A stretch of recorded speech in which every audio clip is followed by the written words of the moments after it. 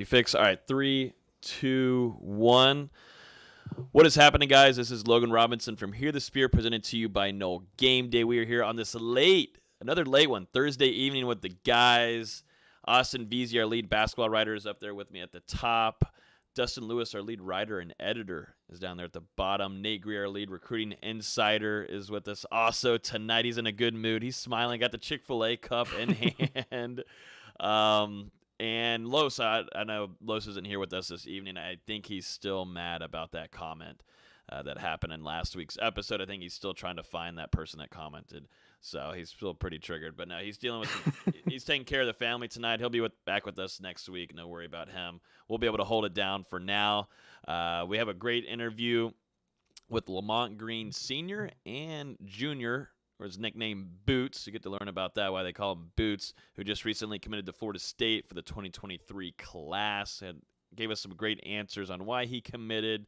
Mike Norvell and the staff, Adam Fuller Sr. talked about also the staff, and also gave us some great detail after Nate's question, asking him about the legacy commits down in their area with Armella and Marvin Jones Jr. too. So a lot of good stuff there in that interview. We'll get that to you in the middle of this episode. Tonight we're going to go over the P-Dub versus Percy debate that happened between Ocho Cinco, Brandon Marshall, Cam Newton, and Fred Taylor on their podcast. It went viral, and it's everywhere. But P-Dub versus Percy, Nate said he's got to say a few things about that. Also, Travis Hunter, who Nate also loves, has moved up 4 spots in the 247 Sports Composite as the number 3 player nationally. He's basically the number 1 wide receiver and DB in the class. We've got to talk about that. Florida State landed a 2024 commit today. We're getting ready for spring. We're going to spend 10 minutes on each position group that I'm about to tell you guys, and defensive end, defensive tackle, and linebackers. We're going to spend a little bit of time on that, getting you ready for spring camp. That's coming up on March 9th. And then you're going to start like a stopwatch? I'm going to do stopwatch. That's all we get. All we get is 10 minutes. Los is in here, so I think we might just actually fit 10 minutes in each one of them. Because Los would have a lot of questions for Nate. And then we're going to end it off with some Chick-fil-A trivia and some basketball. So, let's get started. I already introduced you guys. As always, you can listen on iTunes, Google Play, YouTube. Let's get into it, man. And if you're subscribed, hit that alert box. By now, you know what you can listen on. If you don't, sometimes we've had a lot of new listeners. New listeners means you got to find different platforms. We appreciate you, man. We appreciate you. Go ahead, P-Dub versus Percy. It's the dumbest shit I've ever heard in my entire life. Okay, it is the dumbest thing. Let's roll the tape. Yeah. All right, go ahead, Nate. What's your thoughts after that tape there of that argument? So my belief is that Fred Taylor has CTE. Fred Taylor has CTE? Yes. Okay. Because there's no one in the right mind. I don't care. You can be a Gator fan and say what you want, but there's no possible person in the right mind who's watched the game of football that would say that Peter Warrick is not a better football player than Percy Harvin. Okay? That is the dumbest shit I've ever heard in my entire life. And someone put on Twitter about how Percy plays in the SEC. And I'm going to read someone's tweet. And this is from @Kuzno. So if you listen, here's a shout out. This is who Peter Warrick played in 4 years. Number 11, North Carolina. Number 14, Virginia. Number 23, USC. Number 16, Clemson. Number 21, Georgia Tech. Number 5, North Carolina. Number 9, Ohio State. Number 14, Texas A&M. Number 18, USC. Number 20, Georgia Tech. Number 12, Virginia. Number 1, Tennessee. Number 10, Georgia Tech. Number 20, NC State. Number 2, Virginia Tech. Miami 4 times. 2 of those times they were rated in the top 20. They played Florida 5 times. Each of the times they played them, Florida was top 10. 4 of those times they were top 5. 22 ranked teams in 4 seasons, and he constantly just murked the University of Florida. He murked the University of Miami. He had a breakout game as a redshirt freshman against Clemson with 300 all-purpose yards. There's no one in the right mind that would sit there and say that one, as a receiver, Percy Harvin doesn't even sniff Peter Warrick. You put Peter Warrick in the same position as on a jet sweep, he's going to take that to the house. Yeah. Only thing that Percy may have on him is speed, straight line speed, and it's very baffling to me that someone would even have a conversation and realistically say that Percy Harvin the two people arguing for was were better. And they're both Florida guys. Yeah, that's the only reason they were saying it. Yeah, no, Cam Newton and Fred Taylor were the ones arguing that Percy Harvin might be ahead of Peter Warrick in that debate. And Ocho Cinco, the funny thing, Fred Taylor was like, well, Peter Warrick played wide receiver. Well, great. Peter Warrick did that too.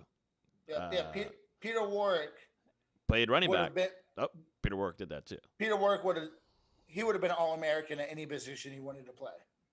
And I don't even know if Percy Harvin was the best wide receiver to come out of the University of Florida. I don't really care to talk about Florida, but Peter Warrick's one of the best college football players of all time. To even have that debate is a waste of time. It's just stupid. The only person I would ever have a debate on better than Peter Warrick in college would be Randy Moss. What's your take on it, D-Lo? I mean, I agree with Nate. I think Peter Warrick was better than Percy Harvin in college, and we've had him on the show a couple of times. I would be really interested to see if he could pop in and make an appearance, and maybe we could get his take on it. I know. I bet P-Dub would not be feeling that disrespect. No, we've had P-Dub on a few times on Hear the Spear, and he lets it loose. He tells what he thinks. So, I mean, it would be great to get his take on it. I know he was sharing some of our Instagram stories because we were doing some content for it yesterday, and I had tweeted the video of it a few days ago, and I knew it would bring in a lot of conversation, and it's been a big one over Twitter. But like we were saying in the production meeting, imagine everything he did and Twitter was around. Yeah. His catchphrase would be trending worldwide. Mm-hmm. His little juke and two fumble, make 11 guys miss versus Louisiana Tech would be all over Twitter. His plant and juke after the catching that tip pass against Florida, when Florida played with Marcus Outson and still beat Florida to go to the national title game, that would have been all over Twitter. Florida State fans would have been going berserk. So, there's just too much of a short-minded set. All these instant gratification generation like you young bucks out there, have a short memory. You need to go do some research and realize what Peter Warrick would do in any era. I would have killed to go back and watch him.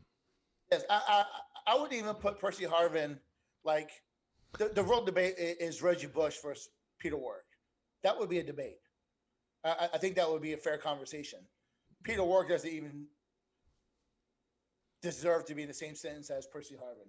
Yeah, that's disrespectful. I agree with you big time. It's not really even close to me. I just thought it was pretty entertaining to listen to. I did think the Reggie Bush one, which I got to see a little bit of time of when I was really trying to follow football when I was young. Reggie Bush was a different animal, not only on the field but also in video games and NCAA. EA Sports. I can just imagine Los being here right now just screaming. Yeah, that was his man. He would not be happy. P-Dub was his man. That's why he wore number 9. And not for nothing, Peter Warrick stepped up in big games. When it mattered most, that's when he played his best. Like,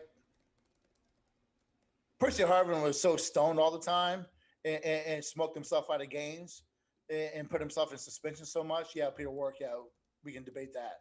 We won't go there. Anyways, I don't even know any performance that Percy Harvin had in a big game where, he led Florida to a win. That was always Tim Tebow. Yeah. You think Tim Tebow was carried by Percy Harvin? Is that even a conversation? That's what they were discussing in the snippet. Tim Tebow carried Percy Harvin. I'm saying that both of them. Or, in the conversation, they're saying Percy Harvin carried Tim Tebow. Yeah. I'm saying that Tim Tebow was no, I can't say that. I gotta censor myself. We got sponsors here. All right, be careful.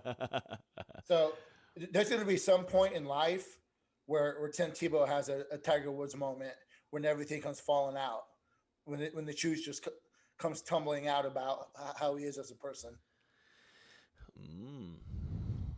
We'll be here for it. Hopefully, we're here to all be here together and conversate about it. I've been there in person at Hollywood Studios, NFL, ESPN, NFL show was there, and listening to Tim Tebow freak out because there's all these Florida fans trying to see him and watch him, and he's having a little diva breakdown about keeping people away from him. That's just all an act, man. Come on. Dramatic. Yeah, I can't stand him. How many church-going, Bible-thumping, TV evangelists have we seen just be the dirtiest scumbags in the world? And hoping it's Tim Tebow is going to be one of them. Man, would be nice.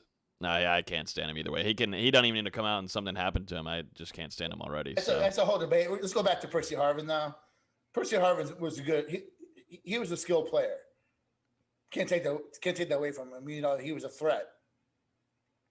Dangerous with the ball in his hands. But come on, man. No. Yeah. Well, let me jump into Travis Hunter.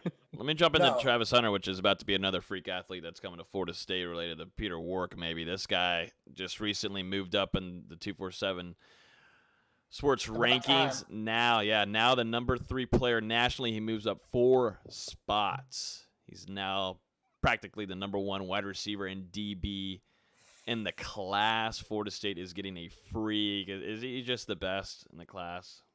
Yes, I've been saying it for how long now? Very long. People are finally paying attention. Yep. He's just a natural football player. Doesn't matter what position he plays. He's going to just stand out above the rest. Can you tell people that are commenting all on Noel Game Day's Instagram and even Twitter that are saying, "Oh, well, he's going to go to Alabama anyways, so why should we care?" No. Do your research. This kid is a Noel. Just because he's a top flight player doesn't mean that he's automatically going to go somewhere else. I think people need to really move past the last couple of years, move past the Taggart era, move past the end of Jimbo's time, and see that things are slowly coming together, both in the administration side, in the off the field side, and things are coming together with the football only facility, with the really big push of the booster program, with the recommitment to football at Florida State is starting to turn the direction. And any Florida State fan with any common sense will see the impact that these coaches are having on the recruiting trail. And this kid is all Florida State.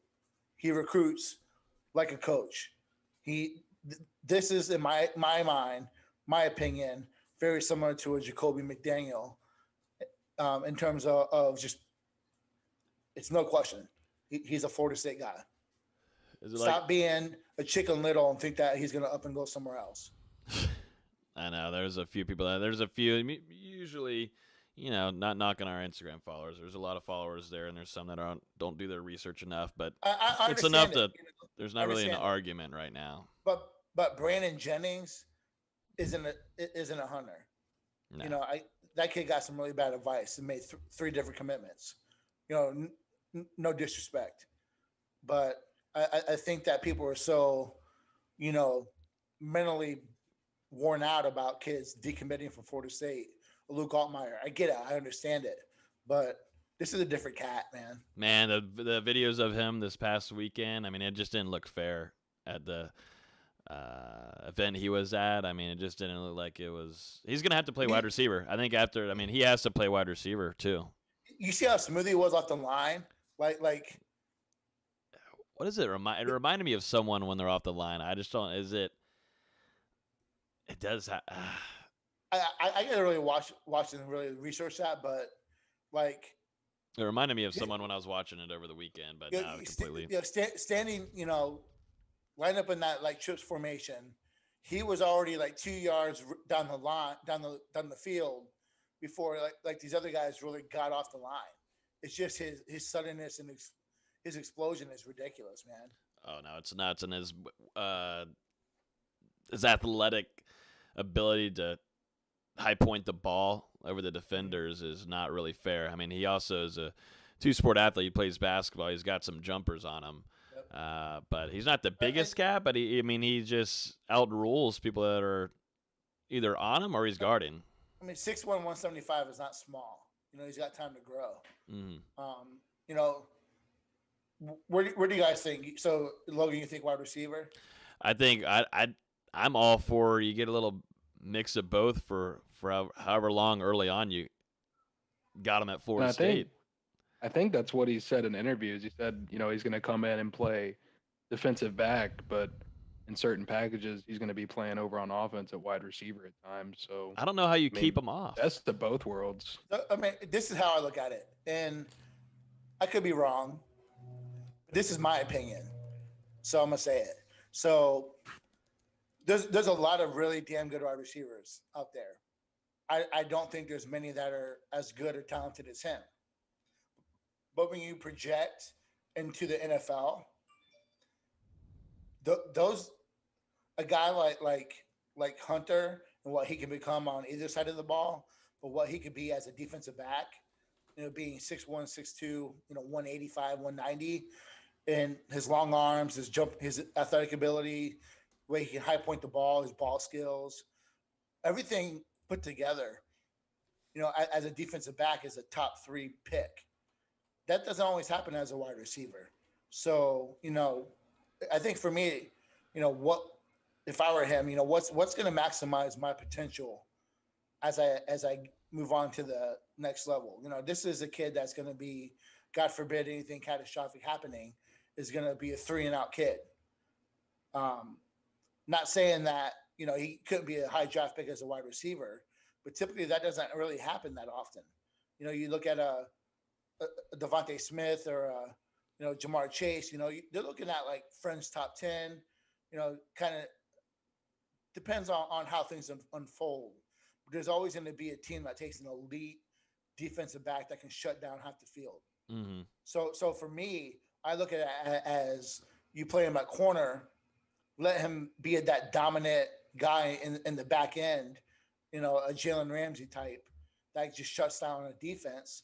But you give him 10 to 15 snaps on offense because he's clearly shown in 3 years of high school football that, he's got a ton of stamina that, he doesn't wear down, plays every facet. He's an athlete. So I don't think this is going to be a kid that necessarily gets worn out by playing, 70 snaps on defense and another 15 on offense. I agree that you can't keep the ball out of his hands, but I look at projecting down the line, in my opinion is that an elite big time defensive back is going to get a chance to get drafted higher than an elite wide receiver. Because there's always 3 or 4 of those in a class. There's only one or two like true top flight defensive backs that enter the NFL every couple of years. That's my opinion. What do you think, D-Lo? I agree. That was a long opinion. And I think Nate covered it for us. But no, I'd like to see both ways. Send them both ways. These kind of athletes, you just can't keep off the field whenever. He's going to be special anywhere he plays. Yeah, I think they're going to test the waters at first. I really do think they are. And I also really depends. I think it's open market for him on the defensive backfield. But if Florida State's wide receiver class and they're already cooking with chemistry here by next year, then I think they'll be fine at wide receiver unless they want to bring him in and just be just another nasty target. But I think Florida State's wide receiver room is looking pretty bright, and the quarterbacks are putting around him. So we'll see. We'll see where he moves. I mean, just his natural ability. He's the best since Derwin that's coming to Florida State. Absolutely, yeah. Talent-wise, if we're talking straight up talent, freak talent, like the freakish nature of him. Yeah, those two. The fact, he just doesn't get tired. That's the thing. He did. This kind of looks easy. That's what I was saying earlier. Yeah. Just looks just like he's gallivanting around, and boom, there's a touchdown. He's grabbing over a defender like it's nothing. His Yep. length is ridiculous. He's got long. He's 6'1". He's got long arms. You know, he high points the ball. I mean, there's not many guys that are going to beat him for, you know, in that phase of trying to catch a ball. No. Speaking of recruiting, Florida State landed a 2024 commit today, an athlete / running back, Cam Davis. This is a pretty interesting commit because, you know, that's so far in advance, and you're wondering, wait, what is the staff seeing? You're like trying to do your own investigation. Whoa, what has he got on? He only played 5 games, you were saying earlier, Dustin, in high school so far. So young. He also is planning to play baseball too. The baseball team offered him. So he commits early to Mike Norvell and staff, and also to Mike Martin Jr., and a dual sport athlete. This guy looks like a freak. I wish I had an image to show the guys, everybody watching live right now, but I'm sure the people have seen the tweet. This kid looks a lot like Cam Akers, that kind of same build, that kind of vision. If you looked at a few of his plays, He's more yoked up, more yoked. But then also He's got good long speed. Mm-hmm. And you can also compare long speed. You can also compare him. You can also compare him because of the fact that he's playing quarterback. The fact that he's also playing quarterback. He says that he's being recruited to play running back, but right now he's still planning on playing quarterback too. So you got like he's got quicks and vision. You know, the quicks and the vision. The quicks and the visions. For how old is he? You know, what, 14, 15 years 14 old? or 15, yeah. So, you know, let's go ahead and do an evaluation breakdown of a kid who played 5 games. Yeah, but I digress. Yeah, no, he looks definitely like a freak athlete. He's still very young. Gotta wait and see some more film on him, but the staff sees something in him. And that run that was going on Twitter is very Camish, very very Dalvinish with the vision. You know, you can tell he can play. Absolutely. You know, you can't not take those guys whenever you can get them. You know, yeah, he's had a long time for his process to come, but you know, 2-sport, super athletic kids just don't grow on trees. And I mean, there's always the possibility that he grows into a quarterback anyway. I mean, right now he's listed as an athlete. Florida State's recruiting him as a running back, but you know, depending on how his high school career shakes out, they could look at him as a potential quarterback option by the time the 2024 class. He's got good power. Around. He's got good power too. Okay. All right. But yeah, like I was saying, Davis played quarterback this year as a freshman. You know, he went 50 out of 93, completed almost 54% of his passes for 3 touchdowns and 2 interceptions. On the ground, he ran 55 times for 554 yards with 5 touchdowns, 10.1 yards average per carry. Remember, for y'all listening, this is in 5 games now. Yeah, 5 games. 5 games. He averaged over 100 yards on the ground per game while playing quarterback. I mean, really, to me, it kind of reminds me, you know, in the same kind of vein as a guy like Cam Akers. Absolutely. Who came out of high school as a 5-star running back, but really was a productive quarterback during his high school career and could have went and played quarterback in college if he had chosen to do so.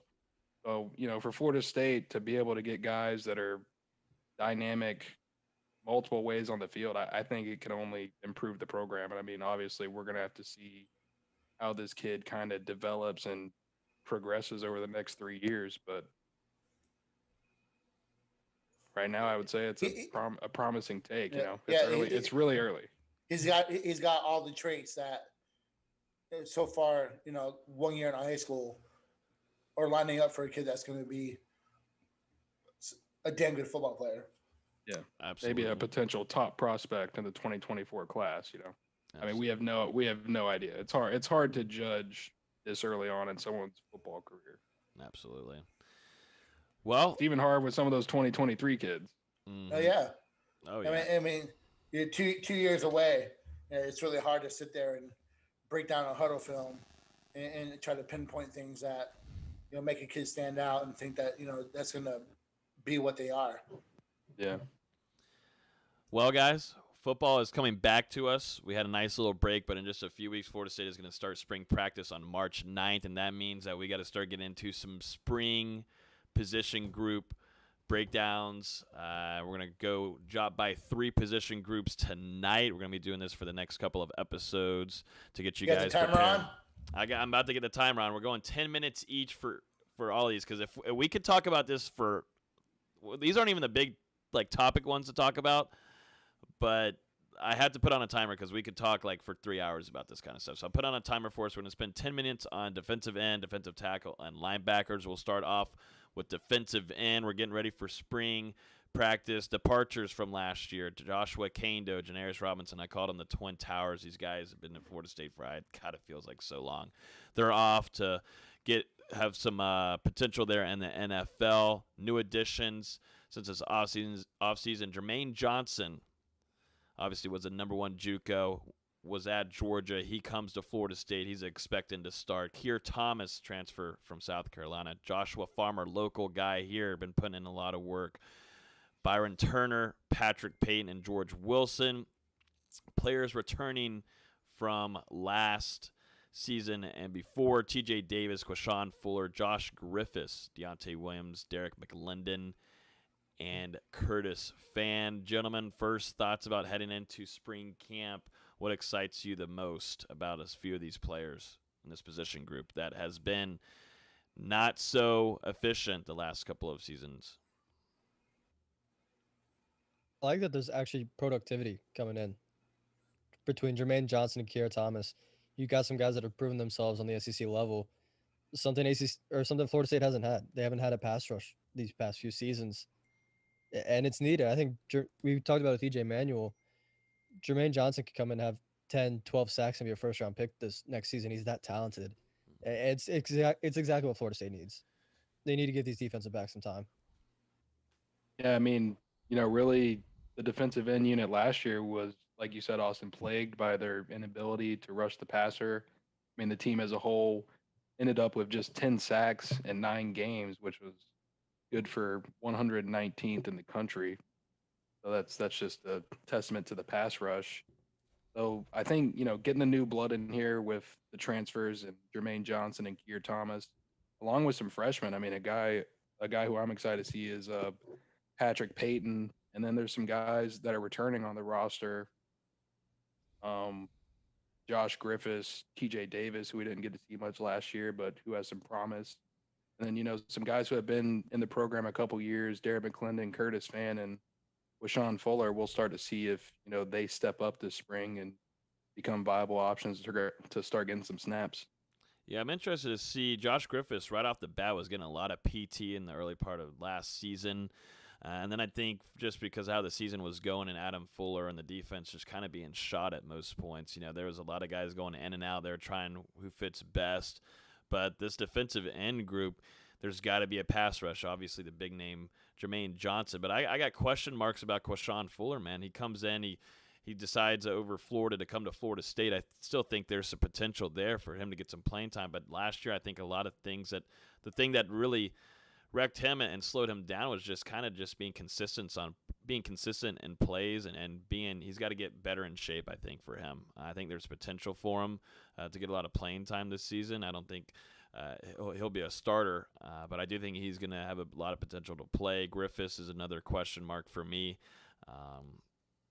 I think you could just say pretty much the entire returning room is a question mark. I mean, no one out of that unit. And I mean, they're all pretty much young players outside of maybe Deontay Williams, the transfer from Baylor, who didn't see a ton of time last season. I think when you look at that room, the name that stands out for me is Derek McLendon. I think he played really, really well.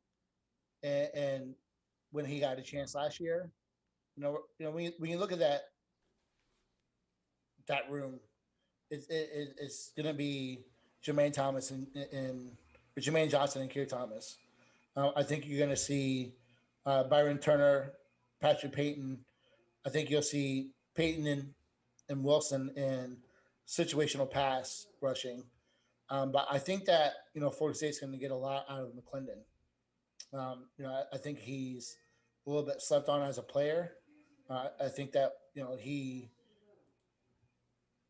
in my opinion, was better. Should have started over a Janarius Robinson. So I think that if you can get that fourth and fifth guy at that position, you know you'll be okay there. But I'm right there with you, McClendon. we all know the lack of pass rush, and that's what it just comes down to. Is how are they going to generate a pass rush? Because it doesn't matter who's at DB. The fact that you only get 10 sacks in 9 games is just it's atrocious. Mm-hmm. Yeah, I go back and looking at Joshua Farmer as a new addition to this team. I see a guy that was one of the first that the staff was after and was able to keep with the guy that's local too. That just It was the is first all about commit football of the Mike Norvell era. Yep, and was able to kind of have they got some kind of vision for this guy. I think he's just I love his last name. I think it's going to fit well, and I think that he's just watching his workout videos and his work ethic is going to translate really well for him on this field. And he's a guy that I'm watching out for heading into spring camp. I think he kicks inside 2 or 3. He's already up to like 270. Yeah, no, he's a big boy. He's put on. Maybe I good listed him pounds. wrong on here. So I mean, TJ Davis is coming off an injury. I know the staff was excited about his potential coming in. He was a little bit under recruited, but if he can come in and is coming off that injury, that's someone I would watch too. Quashawn Fuller. I know he's done a lot of work to transform his body. Just haven't seen it yet. I agree with Logan. And something just isn't adding up for him. It kind of maybe a tweener, maybe isn't a true DM, but isn't a true 3 technique. So does he just, try to cut a ton of weight and become a true DN, or does he put weight on and become a full-time 3 technique? So I think he's a little bit of a tweener there, and that's why we haven't really seen him, make that next leap in the college level. And that's why you always take big body defensive ends. We talked about last week with the 2023 commitments and all this kind of stuff and all these DNs. You just can never have enough. I guess my question to you guys would be, how worried would you be about the defensive end room if, Mike Norvell and the staff hadn't been so proactive in the transfer portal to be able to land Jermaine Johnson and Ear Thomas? And then obviously you lose Robinson and Kando. I mean, without landing those 2 guys, what's the state of this room right now? Scary. Scary, but I trust that they have a plan. Yeah, no, that they were ahead of it. They've done it for other position groups too, which we'll have a good discussion of the next couple of weeks when we're going through these position previews. But I think right now we're all in agreement that it'll be a Jermaine Johnson and Keir Thomas show, and then whoever's behind him. I think McClendon too is one that's going to show out. I mean, number 55 was doing a good job of that last season. I loved watching him go out there and put out his all. His effort was great. It looks like he's in some better shape now too. And you also get Curtis Fan back too. Yeah, Fan. He opted out, right? Last year? I can't remember. I don't. I think for some so. reason. Yeah. I don't believe. I don't know. It's a good question. Maybe the chat can tell us, or someone tweet us. I don't believe he was. I know there was a lot of excitement of him maybe getting some playing time. Wasn't it Chapman that opted out? It was. He opted out and transferred. There's a couple of them. But I digress. Whatever. Let's go. Let's keep going, baby. That was a good 10 minutes. But yeah, defensive end group. There's a few question marks behind Johnson and Thomas, but defensive tackle though, another position group that has struggled. Last year was addition by subtraction. Yeah, now this is going to be a big positive one. I think that's going to hit this spring. Departures: Marvin Wilson and Corey Durden. New additions: Shambray Jackson. Returners: Robert Cooper, Dennis Briggs, Fabian Lovett, True Thompson, Jarrett Jackson, and Malcolm Ray. Guys, This defensive tackle room has got to be better than what it was last year. We just got done talking about the defensive ends. Efficiency wasn't good, but these two, I mean, this defensive tackle group was atrocious per what we were thinking it would be. The mob 2.0. Yeah. There's no more mob. The mob's gone. The mob's gone. I think we maybe I shouldn't be speaking for us, but I think we may all be in agreement that the best defensive tackle by the end of the year was Fabian Lovett. I think we can agree on that. Yeah. He made a lot of. Dennis Briggs was pretty good too. Yeah, I was gonna say. About to say, but then Dennis Briggs comes back and played really damn good. So I'm not too worried about that position. I think that you got a guy who's gone in Durden who just brought down everything that the staff tried to do. It's just a crappy teammate. I don't know if he's going to go through with NC State. I don't think that's going to happen. That's just it's not really a bold prediction. I just don't think that's happening. Got to graduate first, right? Got to get the grades. I think there's a few distractions happening, but I mean, we're only we've given our harp on Durden and maybe Wilson too, but there's a lot of things that we're holding this position group down. I do think that team. They need a Malcolm Ray to take that next step and kind of show some of those flashes.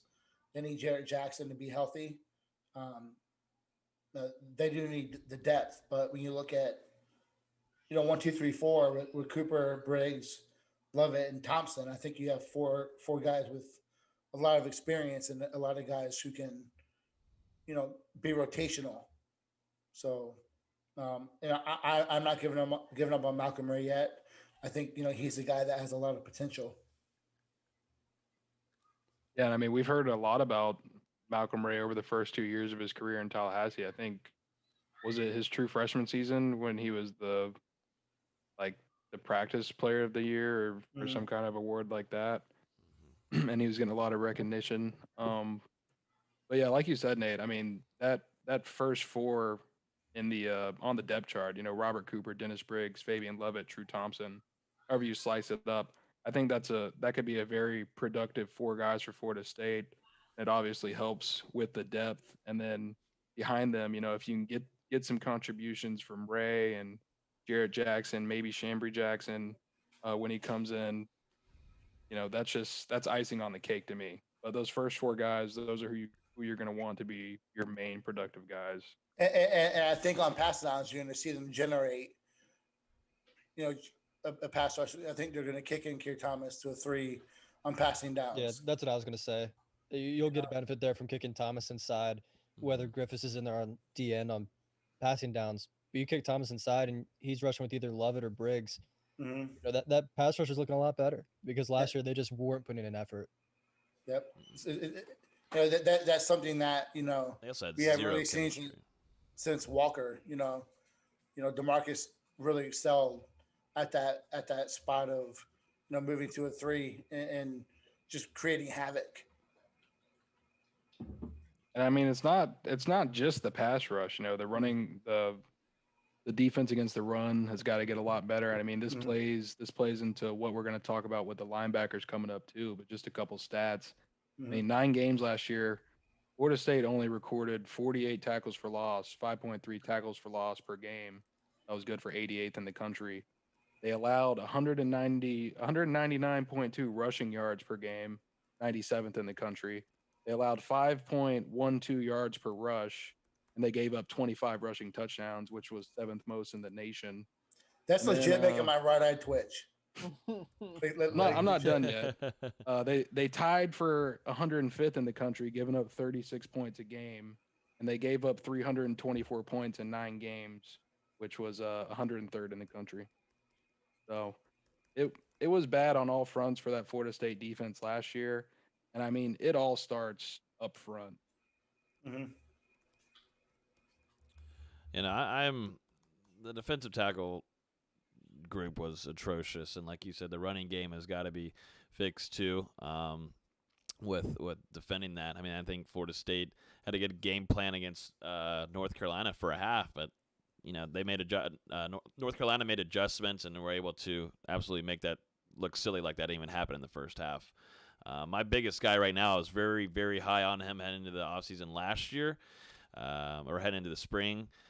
But he did end up opting out, was Dennis Spriggs. So I'm still going to stay and keep my chips out there on the table. I'm going to say Dennis Spriggs is going to have a big-time spring and eventually hopefully have a good fall camp too. But Dennis Spriggs is a guy I think is going to hold down that unit. Robert Cooper is Robert Cooper. I think he's still got to trim down some. I mean, I don't know how long he can last out on plays. I didn't know how long Corey Durden could last out on plays. I didn't know. I mean, you could see the shape difference in Corey Durden in the last 2 years. It just wasn't any kind of focus towards the football. Did you see the little video of Lovett working out? Cooper was behind him, and he looks like he slimmed down even more. Yeah. So I mean, they're working on it. Yeah. But yeah, this is going to be an interesting camp so far with the defensive ends and defensive tackles, and then it just gets even more interesting here. Linebacker group, another group that struggled. We're going through like the depressing parts first. I think that's what we have lined up. That's what Dustin got us lined up. Depressing first, so then we can ease into some more positive. Well, I figured, we had a defensive end come on the podcast talk about his commitment to Florida State. Might as well start with the defensive ends. No, I'm completely Work fine our with way it. Down. You can't get out the dessert right away. You got to eat all the rest of the meals. So let's see. Departures. Kevon Glenn. The new additions, Jordan Eubanks and Cheyenne Brown. Returning guys, Amari Gaynor, Emmett Rice, Steven Dix Jr., Leonard Warner, Jaleel McCray, DJ Lundy, Jayon McCluster, DeKalen Brooks, and Kalen DeLoach. A lot of names. A lot of guys that ended up sticking and staying with Florida State. This is a lot of names. This is a stacked first, room. let's go ahead and move Warner to Fox. That's where he's coming. Oh, yeah, I messed up. Let's just do this. Let's move Warner to the bench. Let's not talk about it. No, the funniest thing is you look up his transfer portal thing. It shows like the Florida State logo, and then it has an arrow to the Florida State logo. He's transferring back to Florida State. I mean, I've talked to a couple of recruits, a couple of 2022, 2023 kids, and a name that's popped up pretty frequently is the name of Amari Gaynor. So that tells me that, Florida State coaches are kind of comping these kids to him. So that tells me that I think, we talked a little bit last year about how maybe he was underutilized some. I think maybe they find a role for him on the defense, and that's someone that you can't keep off the field. I think getting Rice back is very helpful for this unit. I really liked what I saw from Steven Dix and from DJ Lundy as freshmen. They're in a tough position, and they're gonna make wrong reads. They're gonna make errors, but I think that was a lot of learning by trial by fire there. So I like what you have there. Just seeing a Jaleel McCray who hasn't put it together. McCluster has had to change his body a little bit. DeKalen Brooks is whatever. And Kalen DeLoach will be no comment. But who's your favorite player? Florida State's got to find some depth there. They don't go very deep in a position that is important, and I think that's why we're really seeing a facilitation of 4-2-5 is using your strength in the defensive backfield, kind of limiting it's a perceived weakness right now. I think that's overall the weakest unit on the defense. I'm really looking forward to seeing what Steven X Jr. does with the full spring. He gets a full camp because he looked good last year. Obviously, you'd like to see him play better in space, especially in coverage. But the instincts are there. He just has to finish plays. He didn't look out of place. Yeah, so I'm looking forward to seeing him working with a full offseason with Chris Marv, who I think we're all really high on as a linebackers coach, and seeing what he turns into this season because I thought he made some pretty big plays last year. Mm-hmm. Yeah, no, I'm right there with you. I mean, he's a freakish athlete. He's a big boy. Came in, takes a good care of his body, and to me, the names that really stick out that excite me, obviously Gaynor. It's going to be Rice, Diggs Jr., and then to me, DJ Lundy right now because of how much playing time he got last year. I think Chris Marv sees a lot in him. It just is so interesting to me that guys like DeLoach and McRae, two of those guys we were talking highly of at this time last year. We were talking like, all right, they're going to get a lot of playing time. Kellen DeLoach started game one. Mm-hmm. Yeah. He started over Gainer in game one. Mm-hmm. Yeah, the whole thing disappeared. Yeah, which was crazy to us. We talked about it when we were recapping games. Like, these two have disappeared. They're gone. And so going back to Amari Gainer, me and Nate and all of us on here have talked about it last year. I think, with how the season was going and everything, Adam Fuller didn't know where to put him. I mean, Chris Marv didn't either. They just had no idea where to utilize him at. It was ridiculous. They were using him in end zone packages and then leaving him off the field when the opponents were making drives in the middle of the field going down the field. It was stupid. That was embarrassing. They did it for multiple games, too. It just was nonstop. I think that's got to be fixed because you can't keep a guy like that who's going to have faster speed than most guys in that linebacker unit off the field, and you just use him for a goal line package. That can't happen again. If there's one guy on the defense, it's got to be an every down player, or at least in the linebackers, it's got to be an every down player. It's got to be Amari Gainer. Yeah. I mean, he's just too good to keep off the field and limit his snaps. It makes no sense. Good tackler, physical, and can go east to west real quick. And we almost, it's like they forgot about what he flashed as a freshman, as a pass rusher. Mm-hmm. Yeah, and that's where they need to move him down to where we didn't even talk about it. Could he move down to the line? He could move to a DN. I think that'd be situational. I think that'd be not an every down guy. He's at 233 right now. 233. Nah, you gotta keep him where he's at and be that athlete.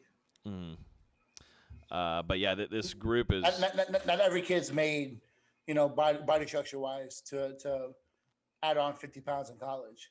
Nah. That's where the injuries start to happen. If he got his legs straight, I've talked to him about that. Yep. If he gets his legs straight, does a little bit more squats. He likes getting those biceps big, but if he got his legs straight, he's got long legs. Looking good on the beach, man. Try to get all those tattoos out there for the girls. But yeah, no, this group, they got to figure out Amari Gainer. Emmett Rice comes back, a veteran dude. I think hopefully, we were very excited about him last year. They had a rough start to the season, but I think finished off very well. Was great in the run game, defense. And yeah, Steven Diggs Jr. and DJ Lundy are those two guys that I think are going to be boom, boom, boom, in and out, playing a lot in this defense. The rest is kind of question marks. But this group right now, I think, has the talent. It just really worries me about what happened last year between Adam Fuller and Chris Marv. What was going on? I know the season was shot maybe and they were testing different things, but this can't happen again. And hopefully this spring, I think the spring will help this staff a lot. I mean, we'll talk about the next few weeks when we're going through all these position groups, but this spring is going to help this team a lot because you could definitely tell it was a new coaching staff that came in and you didn't have a spring because for some of these games, some guys were not supposed to be in some areas. All right. I think that's pretty much it. Anything else on these three groups, guys? Any last comments? That it can't get any worse. So we'll probably. It can only get better. You can't afford injuries, period. But these three segments, you really can't afford to lose your top. The top four guys on your depth chart. You can't afford to lose a Jermaine Johnson. You can't afford to lose Amari Gainer throughout the season. So they really got to stay healthy. Yeah. What position groups are we doing next week? What should we go and tell them? I don't know We'll keep working our way down the defense. So we'll do man. Switch it up. Let's do running back. Whoa. Quarterback. A random one in the middle. Okay. Running back, quarterback, and kicker. Oh God, no! We'll be doing special teams as a position. You got to make sure Los is back for the kicker. Let's do long snapper, kicker, and punter. There you go. That's what. Stay tuned for next week's episode. Yeah. That'll definitely get them to come in here and bite in and listen. Oh man, we'll figure it out. It'll be a tease. It'll be a surprise. Maybe somehow we could convince Carlos that they gave a 4th scholarship to a kicker. Prank him on here. Yeah. Well, before we move on to Chick-fil-A trivia week 2, let's jump into our interview with Lamont Green Jr. God, I just like torched their name in the interview. You'll see what I start off. But Lamont Green Jr. And Lamont Green Sr. Great interview there. Let's go and transition it to you now. And we are back from the interview from the 2 green guys. Definitely appreciate them coming on and spending some time with us this late at night. The future looks bright for that class, and loved hearing the insight, Nate. You're asking for it, but the the legacy recruits are a big deal because there's some talent that some Florida State guys. We're talking Marvin Jones Jr., Armella. You need offensive line guy that's talented. I agree with what Singer said. This is like program changing. Need.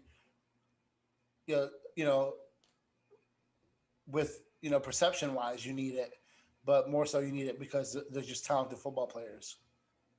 Yeah. Well, let's jump into our Chick-fil-A trivia before we jump into some basketball, which I'm excited to talk about. Austin, I forget. Wait, who won last week? Because someone said they'll. Nate did. I did. Nate won. That's right. Oh man, I Austin, and you said that. I gave it to Austin. Yeah, and Austin said that he's a big Chick-fil-A guy. Like he is, knows it all. And then I don't use sauce. Like y'all know this. I'm not a sauce guy. I forgot. You're one of those freaktoids. Literally freaks. That's freakish, right, Dustin? You're being quiet, but If sauces. something's good, it shouldn't need sauce. That's always been my opinion. Just like That with adds- steaks. If a steak's good, you shouldn't put steak sauce on it. But what about if it adds on to some really good flavor? What about ketchup? So what on a about steak? cake on? What about icing on cake? Nate, shut up. What about icing on cake, Austin? That's different. No. That's different because a cake usually has icing. That's a really dumb question, Logan. I'm hungry. All right, I let's am do it. too. I'm starving. That's a really dumb question. Just ask the question, bro. How about a cup of fruit with grapes in it? What would that do? No, that icing is I think icing you No, put shut onto the up. cake. If you were just about to say icing is a sauce, shut up. I about No, did. I about did. Shut up. All right. Have you ever seen a cake made without? Oh, here's a dry ass. I'm just saying. marble cake without any icing on it. I think it would be weird It's to called a just muffin. eat. It's called a muffin. I can't imagine It's called a eating muffin. chicken tenders by itself. I couldn't imagine eating chicken tenders by itself, but that might just be me. I would need ketchup. I would need some kind of sauce that comes from the restaurant. It depends on the place. It really depends on the place. For me, Chick-fil-A is so good it doesn't need sauce. There you go. Shout out to our friends at Chick-fil-A. West Tennessee Street, our friends over there, they always give us a little question here for the guys on the show. Once again, I promise next week Dustin will be involved in this, and then also Los will be here, so there'll be more than just Finally. Nate and Austin going at each other. But the question of the week this week, gentlemen, Chick-fil-A was the first quick service restaurant to offer which side? I know this one. Oh, for which side? Which Fresh fruit. side? Fresh fruit. I was about to say fruit cup. Fruit. Damn it. Wait, what? This is not the question that you asked me last time. It was, I jumped to question number 3, so Dustin, you didn't get to. Then I would have been allowed. Now he's not allowed next week. Wait, What's say the funny- question again. I was doing something. No, I said Chick-fil-A was the first quick serve restaurant to offer which side? Fruit. I don't think he would have said fruit though, Dustin. He would have been like, You would have would've said fries. said You would have said French fries. fries. Maybe like Well- side salad. Yeah, I guess I would have probably thought salad too. I wouldn't have said probably fries because there's so many other. Well, fast yeah, food everyone places. does fries. But okay, you still wouldn't have said fresh fruits then, at least this time. I'm sorry, Fruit cup, Dustin. Fruit cup would have been up there. Have you ever gotten a fruit cup at any fast food restaurant, Dustin? Only at Chick-fil-A. I wouldn't. Did I you would, know dude, you would restaurants not. offer fruit cups? You would not catch me getting the apple slices from McDonald's, No. but I'll get Austin- the fruit cup from Chick-fil-A. If I want to feel healthy. Yeah, Austin, say that question again. I said, did you know restaurants heard even him. offered fruit cups? Most don't.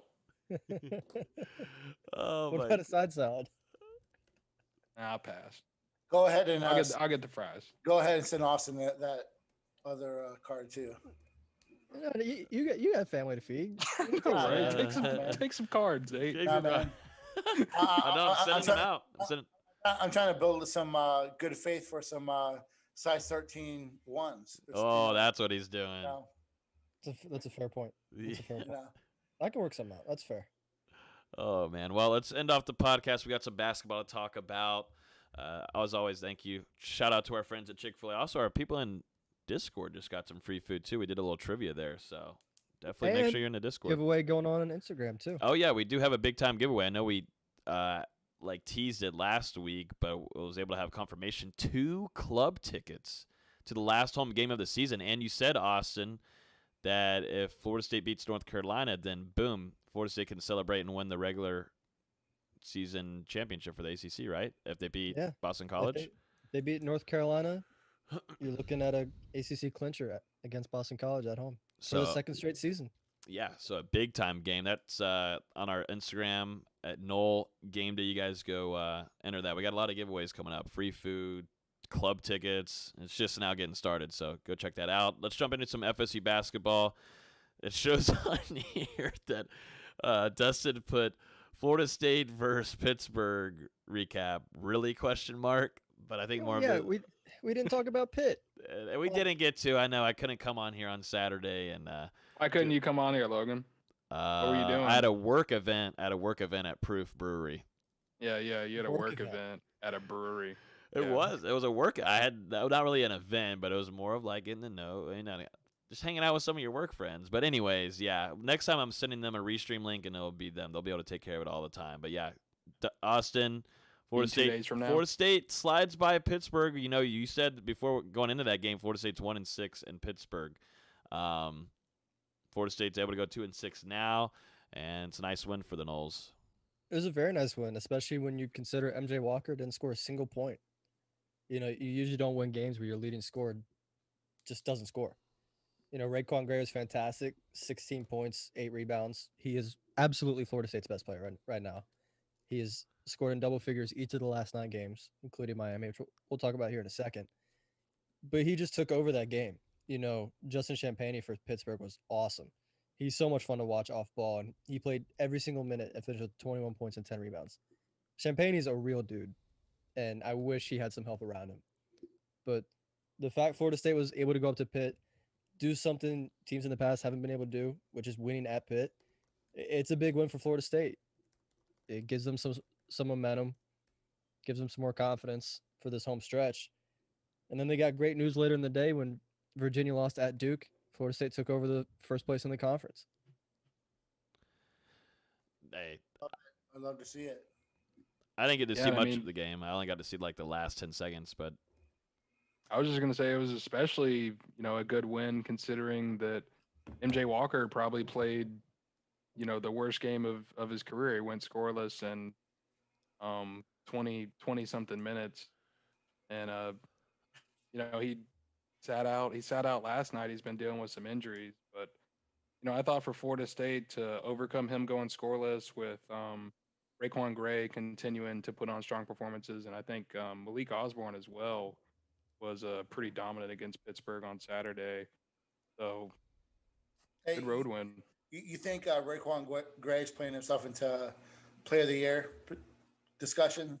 I doubt it. Champagnie's leading the conference in scoring and rebounding.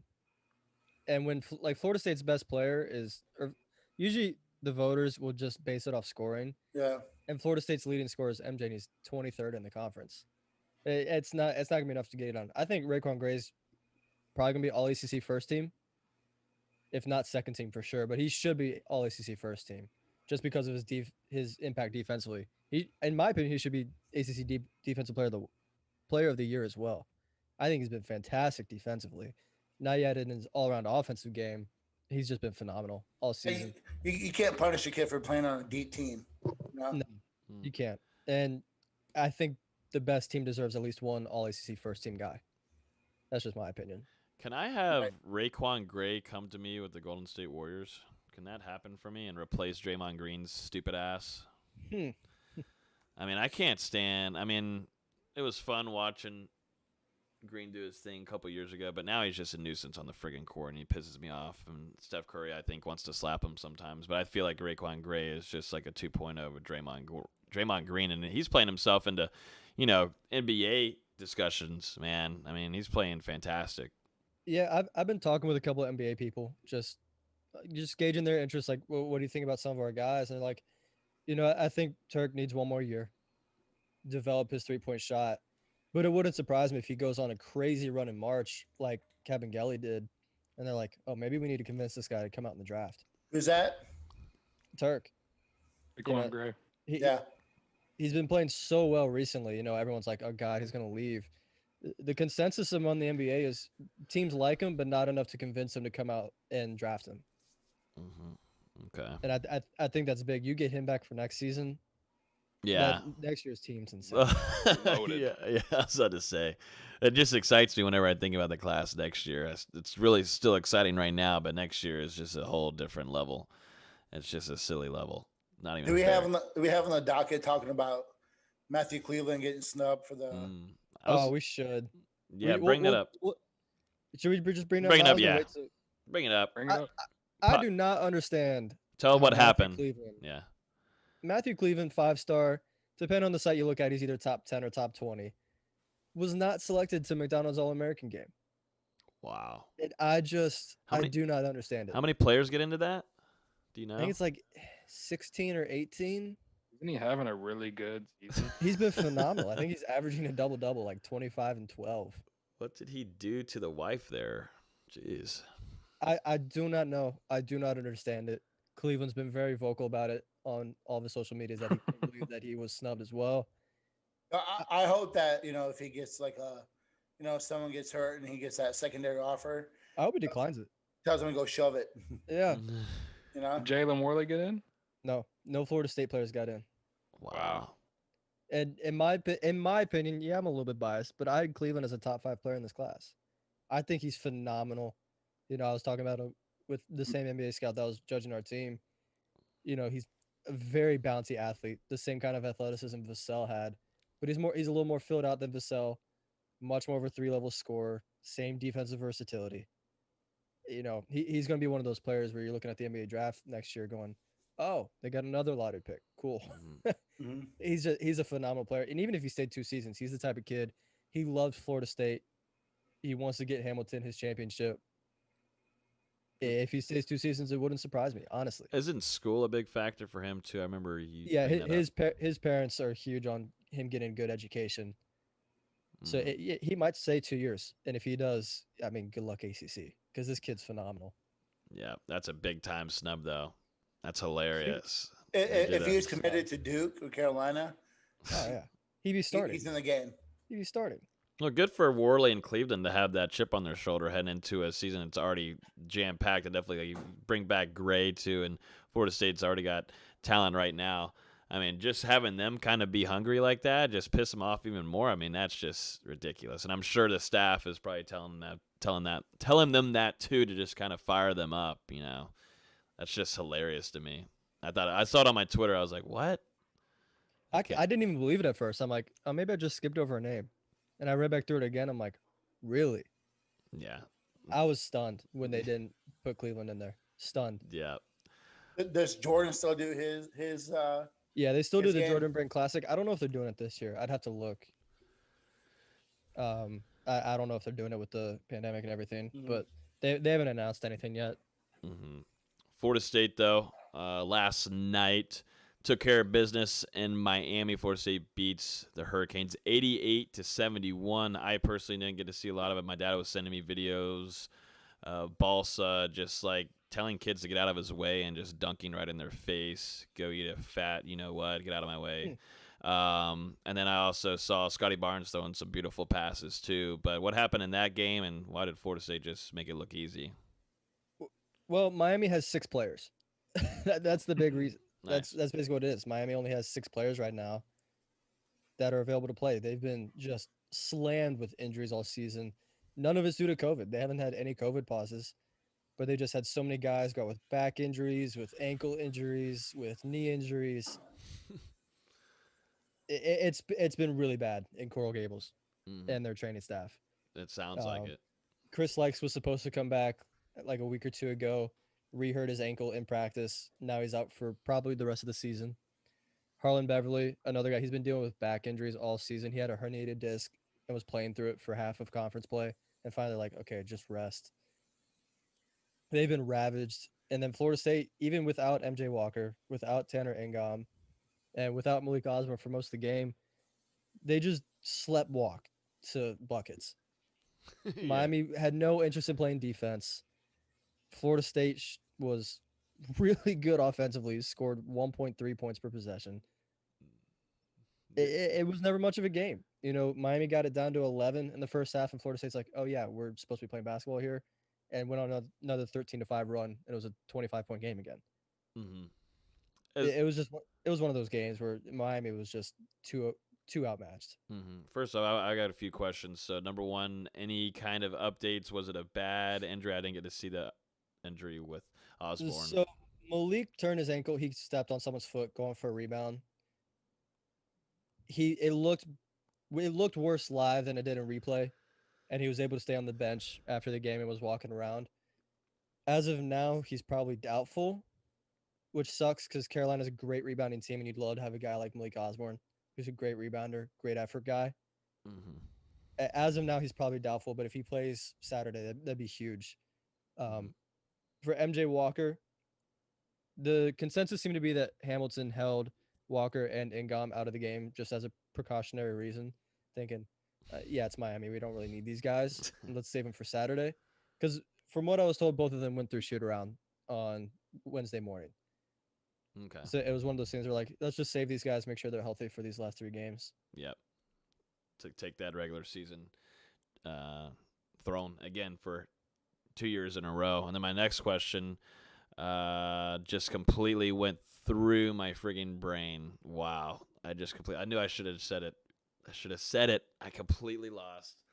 It was going to be such a really good question. I was just like, wow, Austin's going to be impressed by me. But I just lost it right here. This is what no food does right here.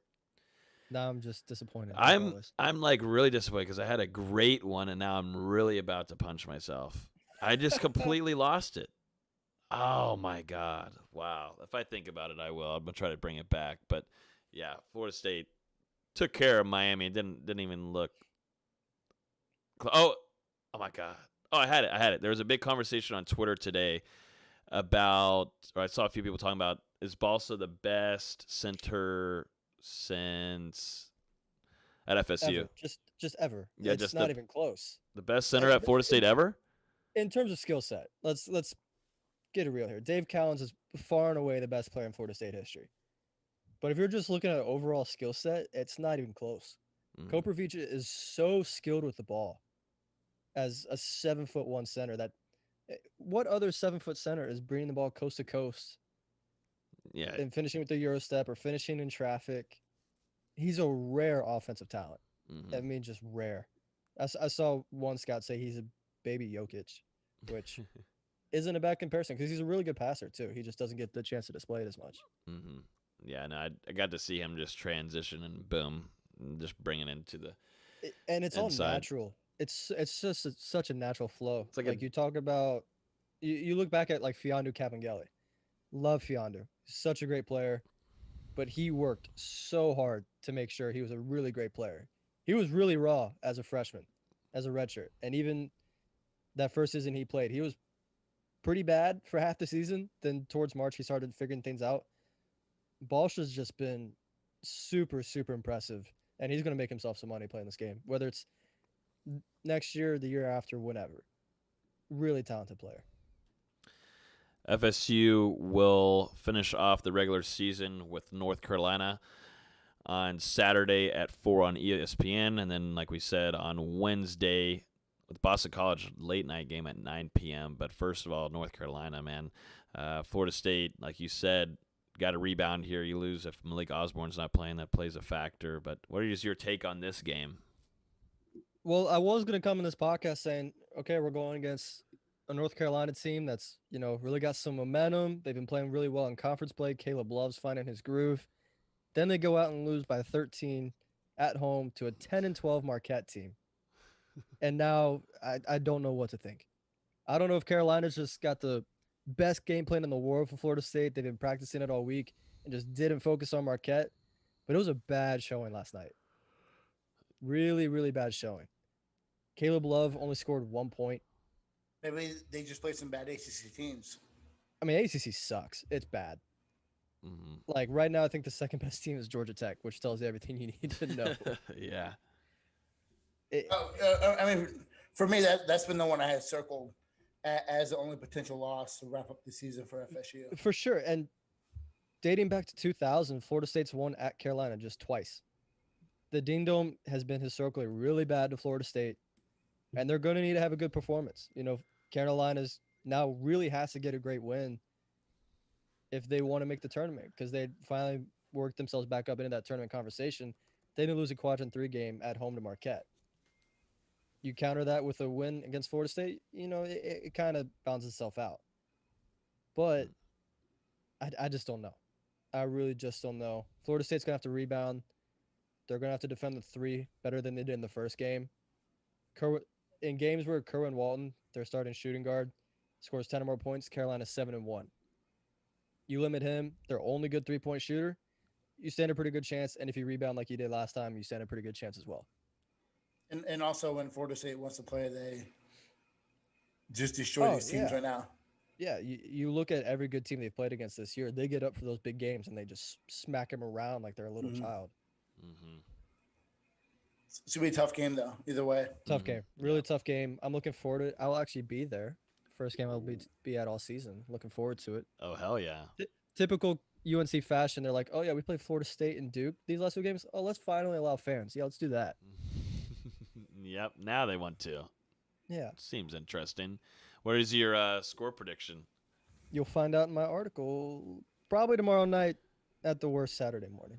Okay, I like what you're doing there. Business is yours? business. What's up? What's yours, Logan? My prediction is going to be Florida State 76, North Carolina 70.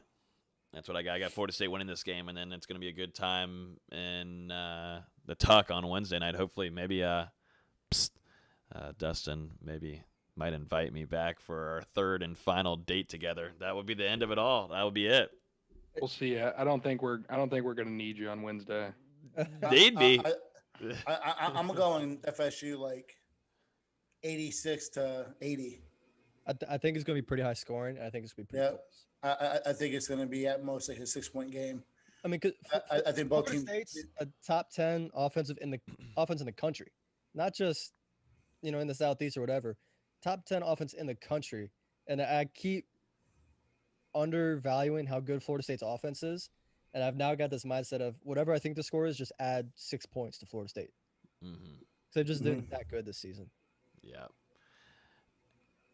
I think I have even another question after this, but Deontay Green puts Florida State in his top 6. Florida State is trending there, and then also another thing. I think we touched on it last week, maybe, but Florida State might be in the mix here for a 5-star. We got maybe some baby nuggets. I'm not going to spoil anything. Just keep an eye out. Whoa, we're going to do that to the listeners like that? Maybe. Well, if you're in the Discord, then you know. If you're in the Discord, you know. I may have dropped a like a little eye emoji on Twitter. A little something? A little teaser? Just a little hashtag and a GIF. Basketball teaser GIFs matter too. All right, people? They matter too. But yeah, if you're in our Discord. Choo-choo, the train's rolling. The train, choo-choo, baby. Keep rolling. But yeah, Deontay Green put Florida State in his top 6 also. And the choo-choo is not about Deontay Green. No. He is very much probably going to North Carolina. Yeah. He's from Asheville. Very talented player.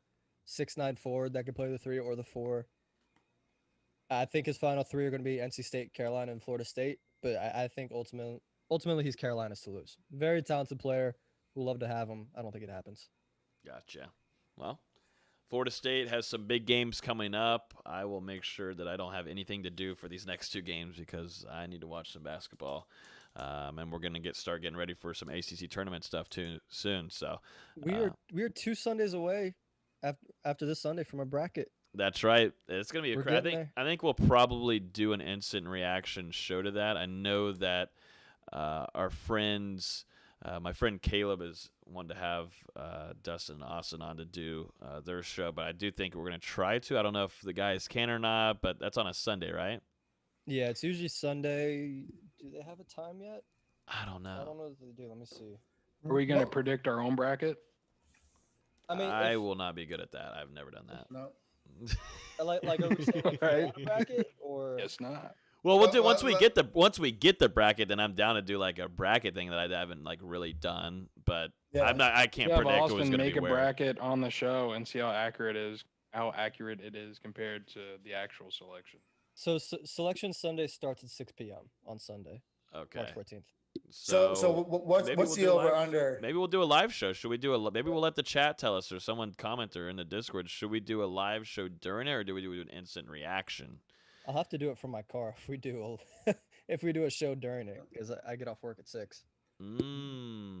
Maybe well, probably won't. It'll be like what 6:50. Yeah, you'll probably be. Me and Dessa could hold it down until you got on.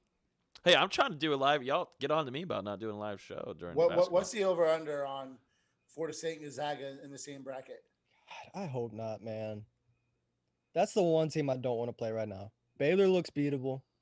Granted, they've come off a month COVID pause, but still, that doesn't excuse almost losing to 2-18 Iowa State at home.